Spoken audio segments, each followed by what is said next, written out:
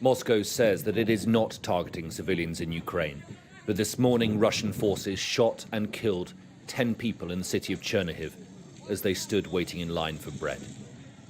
We have independently verified this video. We don't know what happened in the moments leading up to the attack, but nothing has emerged to suggest that this was anything other than murder in cold blood. 21 days now, and this attritional war grinds on. Russian forces continue to shell Ukrainian cities with no regard for what they hit. But Western intelligence says that they have barely advanced in the past 24 hours because the Ukrainian resistance is holding up. Independent analysts have said that at least 15 Russian helicopters were destroyed when Ukrainian artillery hit this base outside the town of Kherson. These satellite images show the fires still burning.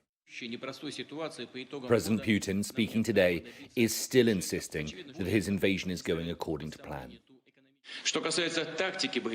In terms of the military tactics developed by the Russian Ministry of Defense and the General Staff, they were completely justified, and our lads, soldiers and officers, have shown bravery and heroism. And they're doing everything they can to avoid loss of civilian life in Ukrainian cities. Putin seemed to acknowledge the effect that sanctions have had on the country, but was nonetheless defiant.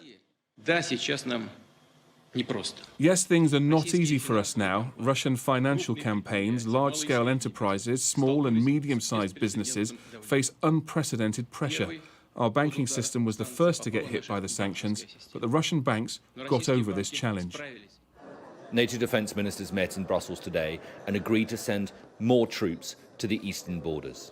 The massive support the Ukrainian armed forces are receiving and actually have received from NATO allied countries over many years have forced President Putin to change his plans. Diplomatic talks are said to be making progress, but there's no knowing when a deal might be agreed, if at all, and what Ukraine would agree to give up in return for peace. Everywhere you look here, there are people displaced, families broken apart, relatives dead, and lives wrecked. Tomorrow will mark 3 weeks since the Russian invasion began.